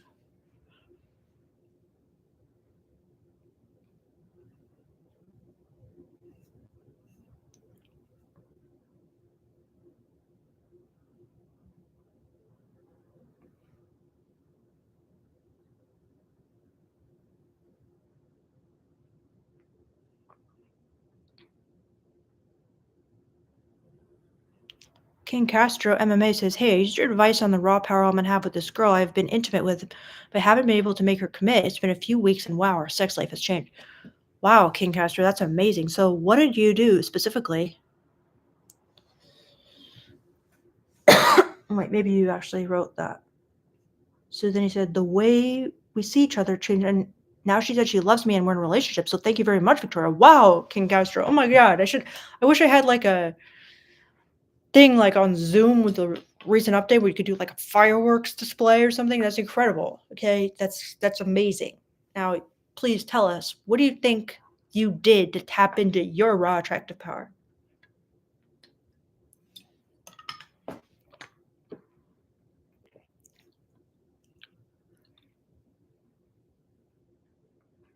So Slunger says, "Victoria, do you still do consultations? I emailed about them, but I don't know if you checked that email." Okay, did you email my nonleatherlife@gmail.com? And I might have missed it, Schlunger, because I know there's like at least one person I still have to reply to. So I apologize about that if that was you. But just email me again if you don't mind, because I feel bad if I didn't respond. But maybe it was to a different email, like my old blog's email. So yeah, but I do.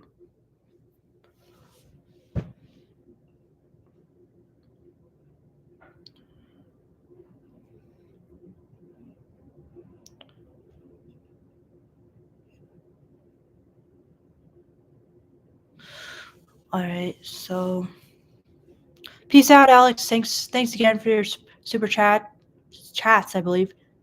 And I will leave this live up.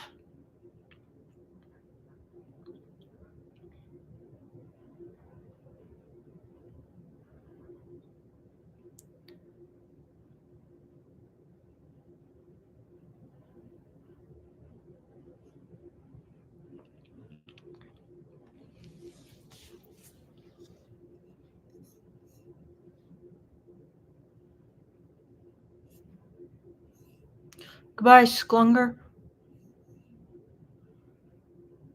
So John Mondragon says, "Any thoughts on Casey Sander?" Yeah, I've watched a couple of videos of his, and I didn't like them. Okay.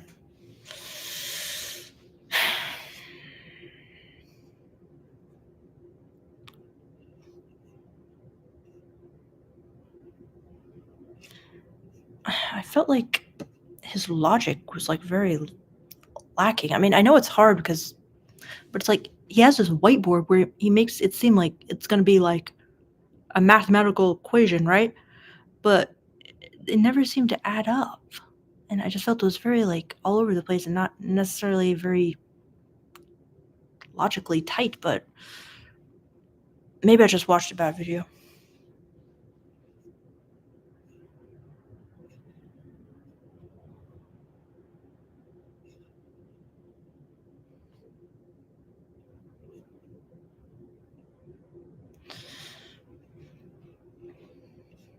Um,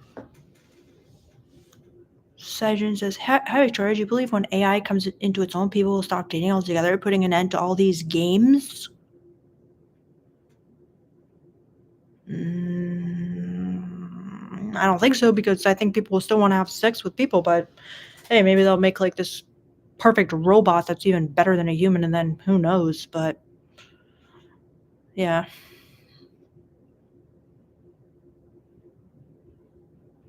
What do you think, Saijin?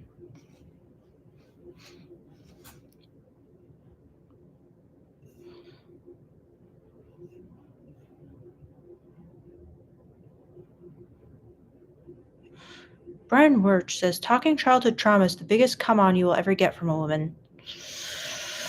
Well, I mean, I kind of agree. Like, if she trusts you, and I mean, I don't want to put it like that, but if she trusts you enough to open up about her childhood trauma, I do think that is a good sign that she trusts you and probably has some small interest in you. What do you think, Nick Nack? Is that bad to say, or I'm curious? So Ty Smith says RC is clear about wanting a non-cohabitating monogamous relationship because he doesn't want to end up divorced and penniless. There's a 50% divorce rate, and 90% of the time a woman files. Okay. Oh, seems to make sense. So he doesn't want to live together, but he wants to be monogamous, and he doesn't want to get married because he doesn't want to give her half the money.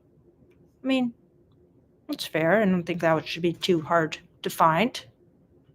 It's not terrible. It's not even bad. I think a lot of women are kind of into that these days as well. Non-cohabitating.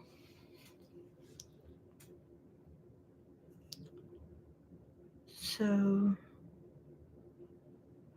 Sean says, could a good-looking guy get away with not being the most dominant guy in the room? Not being submissive per se, but also not being exceptionally dominant. So I'm going to change all the details, okay? But somebody I recently saw, a client, he kind of had this issue, right? He's a good-looking guy, okay? So women kind of wanted to date him and wanted to sleep with him. However, he wasn't the most dominant guy because he didn't really have those skills yet, right? Like, he was maybe outside, but inside the bedroom, he didn't really have those skills. And the women, well, I probably shouldn't, but it's like, let's just say it caused problems. Okay, so if you're a good-looking guy, you can get women, okay, but can you keep the women? Because they kind of find out, this guy's good-looking, but he can't really be dominant. So for some women, that's going to be a big problem. Okay, you don't have to be the most dominant guy in the room, but in my opinion, you should learn some skills how to be dominant if she wants you to be in the bedroom. Okay, so yes, as I tell you guys all the time, work on the looks because the looks are going to get you the most bang for your buck, right? But in a way, they're only going to take you so far, and maybe that's enough for a lot of guys because all they want to do is sleep with a woman once and then move on. So looks will probably, be very, very, very useful in this situation. However, if you want to retain women, if you want to blow their minds, if you want to understand women, if you want to create a good relationship with a woman, you're going to have to learn some dominant skills, in my opinion. So that's my opinion, Sean. Oh, what the hell? Okay, Sean. So, yeah, and I mean, I've seen lots of examples of this, Sean. One, you guys probably don't watch The Bachelor, but one that's just the perfect example is Peter Weber's season of The Bachelor. I mean, he was so good looking, but he got totally manipulated and just the season became chaos because all the girls just ran circles around him and he kind of let them. He wouldn't stick up for himself, but he was very, very good looking. So I think he probably just coasted on that and never developed any of those skills. And it didn't go well.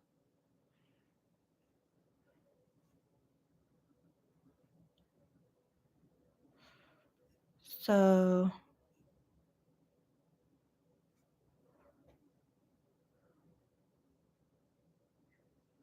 King Castro says, you explained to me the power was there. The way you explained it from a woman's perspective, how men's power affects you, and it's just like how I feel about women. I learned to feel what she likes, my gaze, and then how I spoke, the confidence I had to speak in a raw tone and be less afraid because I felt sexy and I could feel my gaze melting her. You helped me learn to be a man.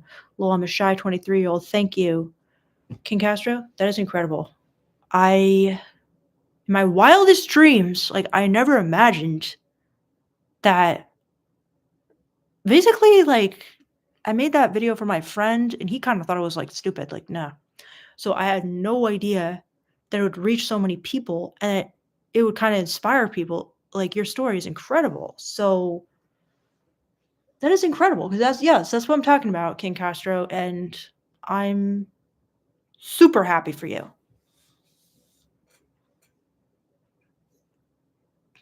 Just wow.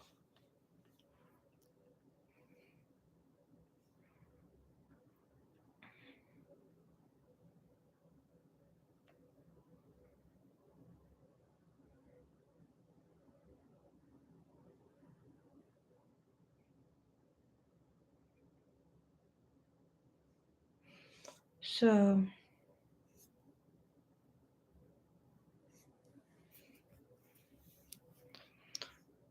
hello from Germany. Good morning from Germany. I can't read your username, but hello.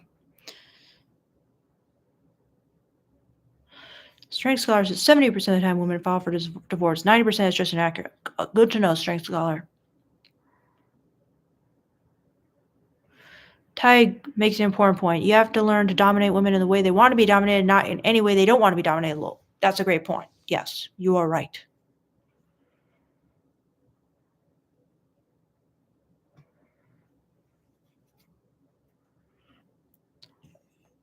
So Lovelace says, "What is your opinion on home app?"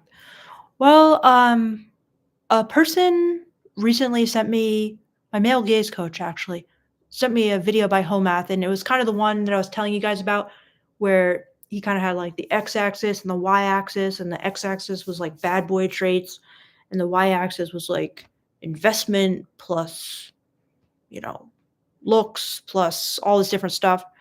And while I disagreed with some things, I respected the diagram.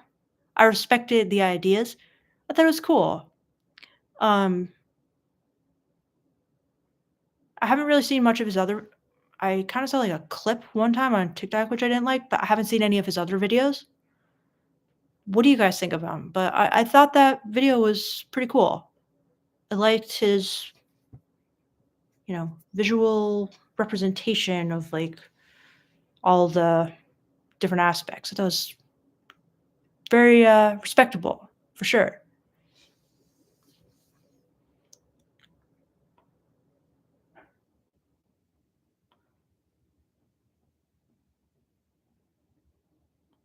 And then DD, thank you so much.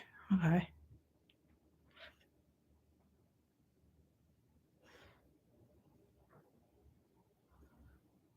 Um, Strength Scholar says, I think home math is great. A little too black bill, but he makes good points. Yeah, I mean, there's another video you think I should watch of his, send it to me because I'd be interested to seeing another video. And I don't think it's bad to be too black pill because I think like the black pill is important, like probably a lot more important than people want it to be. But yeah, I did disagree with some of the stuff he was saying for sure as well. But I just thought it was cool.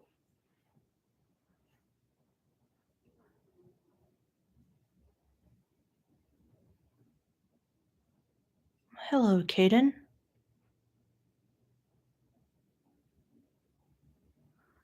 Oh, so Kelly says, not a fan of the black pill stuff. Too much gloom and doom and not enough focus on solutions. Yeah. So what does he say about it? Just like you're just fucked if you don't got that jawline.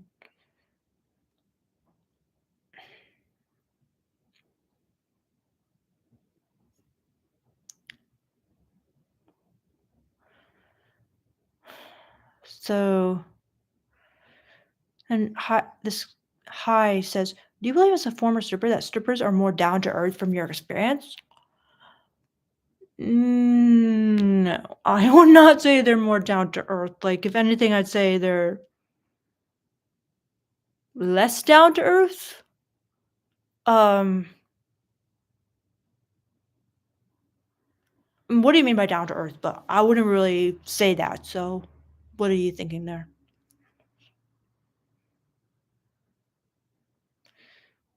Because I mean, strippers kind of like know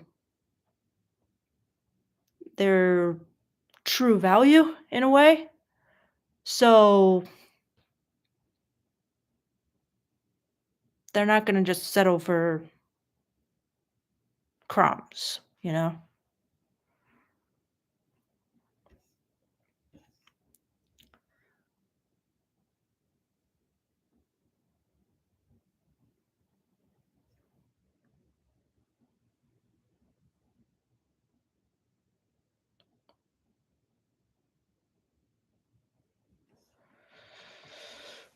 Wish I could just hand you guys, like, the mic now and have you guys take over, but I'll probably end this soon because 'cause I'm getting a little tired. But this was so fun. Thank you guys for giving me all these amazing questions. I'm just looking for a few. So Strength Scholar says, "Do you think it's wrong for a man to use a woman for sex if the guy is upfront with what he wants from the beginning?" So I'm trying to imagine this scenario. Like, you literally tell her, you know, "Hey, listen, I'm not interested in a relationship right now. I kind of just want a casual hookup." And then you guys and she's like, "Yeah, that's fine. Like, no problem." And then you guys have sex. Have you used her for sex? Not at all. Like, that's just two consenting adults. However, the only issue is that here's what you have to understand, straight scholar, okay? This is kind of like, I don't know if it's a female blind spot or a male blind spot. All right, but here's the thing. So, if a guy says, "I'm not looking for a relationship right now," okay, in a man's mind, it's like he almost kind of assumes, "Okay, I was completely honest with you. I told you I have zero interest in a relationship with you," right? But what the girl hears, because she kind of has this big blind spot, she doesn't understand men. She doesn't understand the male gaze. Okay. And so when she hears, "I'm not really interested in a relationship right now," she's hearing, "Well, he's like me. So if I wasn't interested in a relationship right now, that doesn't mean I couldn't change my mind easily for the right person. That doesn't mean, if circumstances were to change, I wouldn't be like head over heels over the moon to be in a relationship with the right person." It's like women are always coming with that kind of sort of that, like, that subconscious assumption. So they have no idea that when a guy says, like, "I don't want a relationship," he's like, "There's no way in fucking hell that I would ever want a relationship. Like, I have no interest in a relationship. I'm trying to fuck." Okay? So they're not understanding that. I guarantee you. Okay? They hear it, but it doesn't mean the same thing to them because they have female blind spots around the male gaze and what men want. Okay? So that can kind of cause her to feel used for sex because she's kind of like, "Yeah, you told me what you wanted, but I didn't really understand what that meant." That's kind of like underlying it all. So, do I think it is wrong? No, because there's not much you can do. I mean, you said you're not interested in a relationship. She agreed, and it's not really on you to, unpack all her female gaze blind spots and give her a lesson on the male gaze. So, you haven't used her for sex. However, I can understand why a woman might still feel used for sex because she doesn't even know, all the female gaze blind spots she has. But does that make sense, strength scholar? So you could be like totally upfront and the girl still oftentimes won't get it fully the way you really mean it. And I listen to this like relationship podcast a lot, and it's just basically every single question is like this. It's like, a, a guy I was dating said he wasn't looking for anything serious. And I said, "Oh, that's fantastic. That's great because I'm not looking for anything serious like at this time either." Okay, that means something totally different, like, to a woman basically than it does to a man because the woman could just basically be like, "Yeah, because I'm busy with work, but then like 2 weeks from now, I'm not busy with work and I'm feeling lonely, and now I am interested in a relationship because she still kind of wants that female gaze like relationship model, whereas the guy doesn't, and she doesn't know what his relationship model is or lack thereof. Okay. So, you know what I mean? That's kind of what's underlying a lot of this. But just because a woman has sex with you does not mean you used her for sex. Okay. Women can enjoy sex too without feeling used. However, oftentimes they can feel used because it's like they don't understand what they're getting themselves into because they just don't understand men. You know what I mean?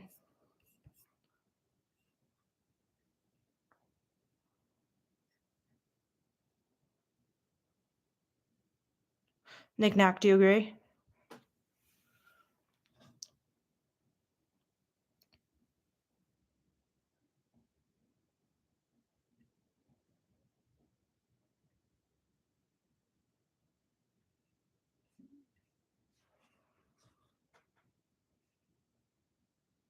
Dave says, "Hey Vicky, I just want to say I love your honesty. It helps us guys a lot." Thanks, Dave.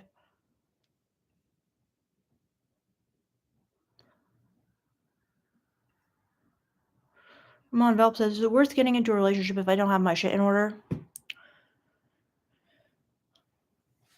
It depends, Amon, but I would say yes. Okay, because you're gonna learn a lot in a relationship. You need to get those skills. You can't be just waiting for everything to be perfect and then just being clueless as an elderly guy.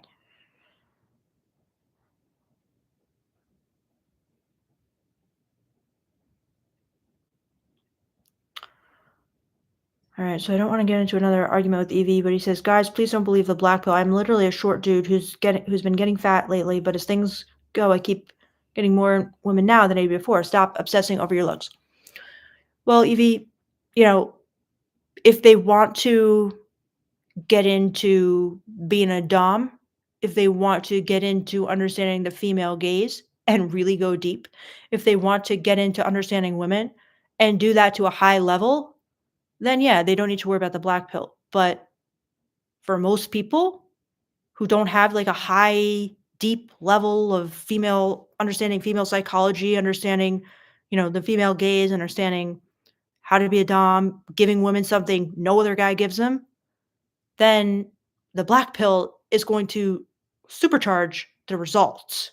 Okay, so I would never discourage men from getting into improving their looks because before you master the female gaze, before you graduate from the college of female gaze university, you could be improving your looks and getting dates.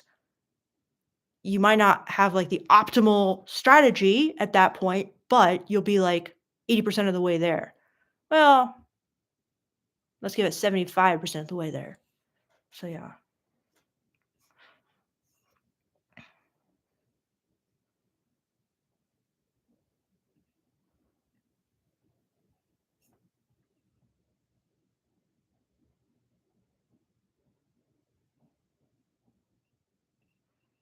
Yes. Nick, I know what you mean there.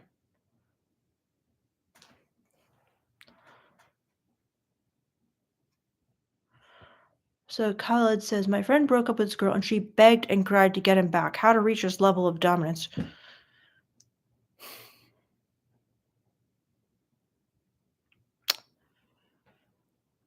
That's a good question. There's a lot to that. So I'm like, where to begin there?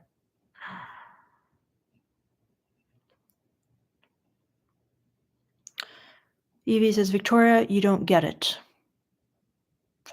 When you push the black pill, most guys who are short just give up straight away. Their confidence gets absolutely crushed as black pill equals no hope to live for anymore." Well, Evie, it depends how you define black pill because it's like there's some black pill videos that say, give up, there's no hope, you're screwed. And there's other videos that say, start working on improving your looks, start doing an assessment of your looks and slowly working to improve.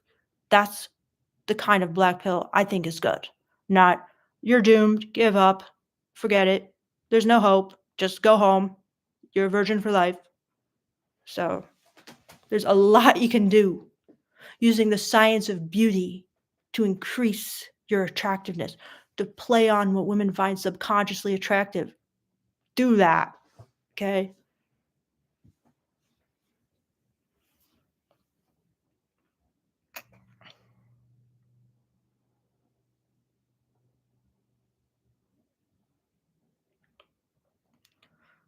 So TM says, girl I've known for a long time, always letting me stay till 3 in the morning and talk. She's interested, but we never have a vibe. Her friend said I had look but don't touch energy. What? Well, yeah, TM, it's your goal. It's your job to make the move, okay? This is crazy. You're staying till 3 in the morning and talking. Something is very wrong here, okay? She's basically letting you stay till 3 in the morning because she's like, "Bro, what's it gonna take for you to make a move?" I mean, are you making a move? Are you trying to, like, slowly escalate things? Are you trying to go up the runway little by little? Because it sounds like you're not, and there's just no hope. Like, I think you're just waiting for her to, like, jump on you, right? Well, it's not gonna happen. So, it's not that you never have a vibe, it's that you are not creating the vibe, and you have to take 100% responsibility for creating the vibe, i.e., escalating things, making moves. So her friend said you had look but don't touch. Well, that's absolutely terrible, okay? That's that's crazy. Like you've got to like completely change your attitude here, TM. Evie, you are I don't want to get mad at you, Evie, but whenever I disagree with you, you get so triggered and so mad. It's crazy. Like we always get into these ridiculous fights because like every time I give you a very fair disagreement, I share my opinion, you just go all like, "Oh, you're bitter and you're ignoring me. Victoria, why are you ignoring me? Why are you giving off bitter energy?" It's like I took your comment. We discussed our difference of opinion about the black pill. You think it means give up and you're like, "Victoria, you just don't get it, okay?" I do get it. Some black pill channels are doom and gloom, and some black pill channels try to help guys improve, okay? So that's not bitter. That's just me sharing my point, and you get mad. Oh my God.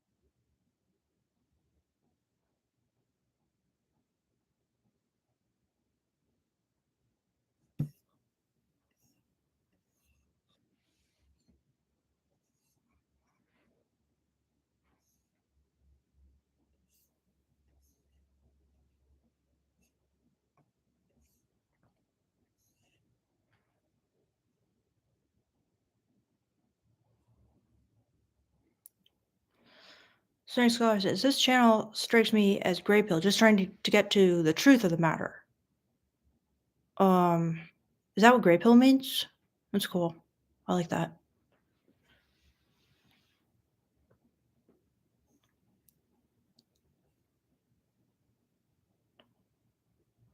Ty Smith says, wheat waffles is black pill, but not doom and gloom. It is a good channel. Recommends Looksmaxing. Yes, exactly. Looksmaxing. Looksmaxing. That's what I recommend too. Looksmaxing.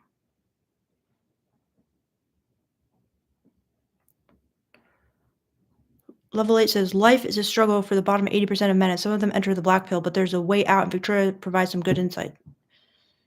Oh, thanks, lovely. Yeah, like I recommend you guys watch like this channel, like Wheat Waffles, and take his tips on Looksmaxing.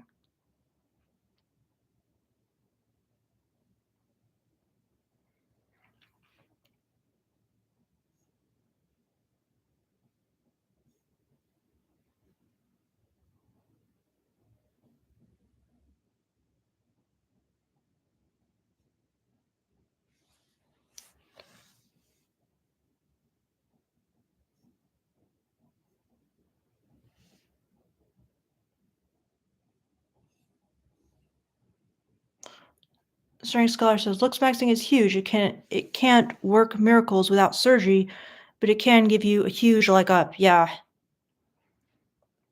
yeah, I've been noticing that. Like more and more guys are getting surgery. It's intense. I guess women do it too, but yeah, it could give you a huge leg up for sure. Like getting a wig.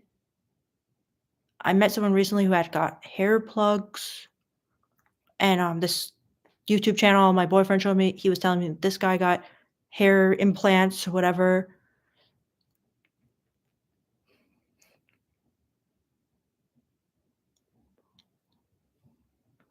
Upper echelon says lift compound weights, eat hard foods, maximize fat soluble vitamins like K2, sleep on your back with mouth closed.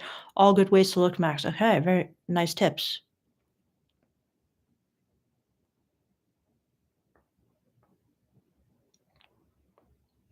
Kelly says, I don't have a problem with people improving their looks, but in my opinion, it's easier to improve your looks than your behavior.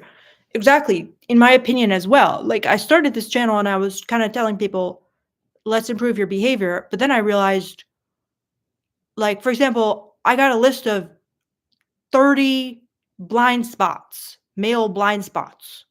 So that's 30. I mean, probably not every guy has them all, but that's like 30 kind of concepts guys need to learn. I mean, that could be like a course.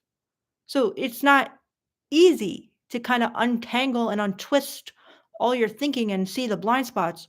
So yeah, just working on your looks is nice and simple, you know? It's much easier.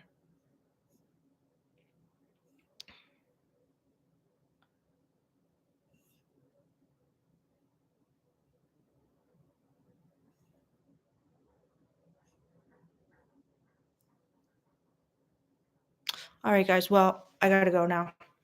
But thank you guys so much for joining my live. I apologize for being a little rude to EV there. Um, thank you guys so much for all your super chats. Everyone who's left who's super chatted me, so appreciate you guys. Thank you for this great discussion on looksmaxing. Whether like behavior is easier, looksmaxing is easier, the black pill, Casey Xander, Richard Cooper, all these people, whole math, all you guys' questions just always give me more insight into kind of the male mind. And just I get to know you guys a little better just through your comments in the chat. And it's really entertaining and really fun for me. And I honestly learn a lot from you guys. You guys are like, you know, probably watching like so many YouTube videos about this kind of stuff. So you give me so much knowledge that I don't have. So anyway, and then Dee Zizi, got to give you a special shout out. Thank you so much for all your super chats tonight. Gonzo Sarge, what is this personality theory? And you guys can always send me an email, my nonleatherlife at gmail.com, if you guys want a consultation where we could like go in depth into your problem, your story, your issues. We can do that. Like the other day I helped a guy with his dating profile. We got like a fucking amazing dating profile going for him. He was very good looking, so that helped a lot. That he already had great photos, but I was able to show him, all right, trust me, these are the photos that are going to blow women's minds. And I've done lots of like amazing consultations, so amazingly interesting, I should say. So just email me my nonleatherlife at gmail.com. And when I said amazingly interesting, I mean like for me. So, but anyway, guys, thanks again. And I hope to see you all in my next live. All right. And thanks to Nick Knack, the perhaps lone female in here as well, for giving another female perspective and for giving me some advice on that trauma question. All right. Bye, guys. Bye, Nani. Seems like there's a little romance starting between Nick Knack and someone in the chat. All right, guys. Bye.